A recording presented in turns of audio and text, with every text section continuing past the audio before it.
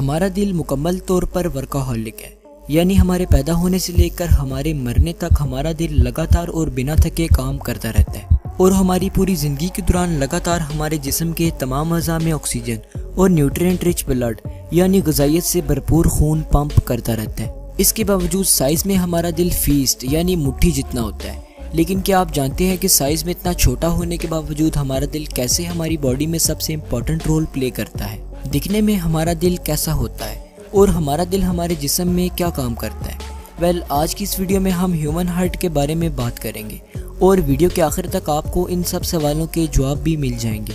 तो चलिए शुरू करते हैं। ये है हमारा दिल जो हमारे फेफड़ों के दरमियान मौजूद होता है और बाएं फेफड़े की जानिब थोड़ा सा झुका होता है। हमारा दिल एक डबल परत वाली झिल्ली में बंद होता है जिसे पेरिकार्डियम कहा जाता है, जो हमारे दिल की हिफाजत भी करती है। अब जान लेते हैं कि आखिर हमारे दिल के अंदर ऐसा क्या है कि ये हर वक्त धड़कता ही रहता है, कभी रुकता ही नहीं है। तो चलिए अब हमारे दिल को अंदर से देख लेते हैं। हमारा दिल एक वाल के ज़रिए से दो हिस्सों में लेफ़्ट साइड और राइट साइड में तकसीम हो जाता है, जिसे हम कार्डियक सेप्टम भी कहते हैं। हमारे दिल का दायां हिस्सा डीऑक्सीजनेटेड ब्लड से भरा होता है और दिल की बाईं तरफ ऑक्सीजनेटेड ब्लड मौजूद होता है और बीच में मौजूद ये दीवार यानी कार्डियक सेप्टम ऑक्सीजनेटेड और डीऑक्सीजनेटेड ब्लड को घुल मिल जाने से रोकती है। अब हमारे दिल की ये दोनों साइड्स दो चैम्बर्स में डिवाइड होती हैं। अपर चैम्बर्स यानी ऊपर मौजूद चैम्बर्स को एट्रियम कहा जाता है, जबकि लोअर चैम्बर्स यानी नीचे मौजूद चैम्बर्स को वेंट्रिकल्स कहते हैं। तो टोटल कुल मिला के हमारे दिल के 4 चैम्बर्स होते हैं और यही 4 चैम्बर्स हमारे दिल के मेन पार्ट्स होते हैं। अब हमारे दिल से खून को हमारे जिस्म के बाकी हिस्सों तक लेकर जाने और लेकर आने के लिए हमारे जिस्म में नैरो ट्यूब्स फैली होती हैं, जिन्हें हम ब्लड वेसल्स कहते हैं। ये तो हम जानते ही हैं कि दिल की तरफ खून को लेकर आने वाली नसों को वेन्स कहते हैं और दिल से खून को हमारे जिस्म के बाकी हिस्सों तक लेकर जाने वाली नसों को आर्टरीज कहते हैं। अब हमारे दिल का ये पाइप, जिसे सुपीरियर वेना कैवा कहते हैं, इसके ज़रिए से हमारे जिस्म के ऊपरी हिस्सों यानी सर और हाथ वगैरह से खून हमारे दिल में आता है और ये पाइप, जिसे इन्फीरियर वेना कैवा कहते हैं, इसके ज़रिए से हमारे जिस्म के निचले हिस्से यानी पेट और पाँव वगैरह से खून हमारे दिल में आता है।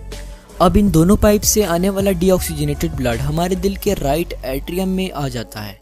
याद रहे कि यह खून डीऑक्सीजनेटेड होता है, जिसे आमतौर पर हम ब्लू कलर से भी रिप्रेजेंट करते हैं। अब इस एट्रियम में नीचे की तरफ एक वाल मौजूद होता है और ये वाल तभी खुलता है जब नीचे वाला वेंट्रिकल यानी राइट वेंट्रिकल फैलता है। अब इस तरह के हमारे दिल में 4 वाल्स होते हैं और याद रहे कि ये वाल्स खून के पसमानदा बहाव को रोकते हैं। अब जब हमारा नीचे वाला राइट वेंट्रिकल फैलता है तो ऊपर मौजूद राइट एट्रियम से खून राइट वेंट्रिकल में आ जाता है। जब ये वेंट्रिकल वापस सिकुड़ता है तब जैसे किसी थैली को दबाने से अंदर मौजूद लिक्विड बाहर निकलता है, ठीक इसी तरह राइट वेंट्रिकल से खून निकलकर पल्मोनरी आर्टरी से होता हुआ हमारे लंग्स में चला जाता है। दरअसल ये खून हमारे फेफड़ों में प्यूरिफाई होने के लिए आता है। हमारे लंग्स में जाने के बाद खून से कार्बन डाइऑक्साइड रिमूव हो जाता है और ऑक्सीजन हमारे ब्लड में ऐड हो जाता है।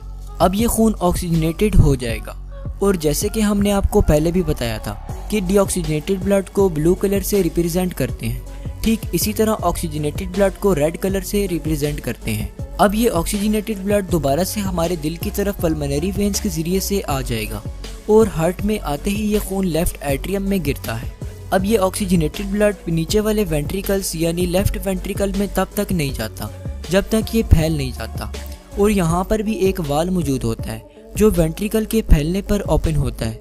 जब ये वेंट्रिकल फैलता है तब ये खून लेफ्ट एट्रियम से लेफ्ट वेंट्रिकल में चला जाता है। अब नीचे वाले वेंट्रिकल से ये खून एक नली यानी एओर्टा में पहुंचता है और वहां से ये खून आर्टरीज के ज़रिए से हमारे पूरे जिस्म में फैल जाता है।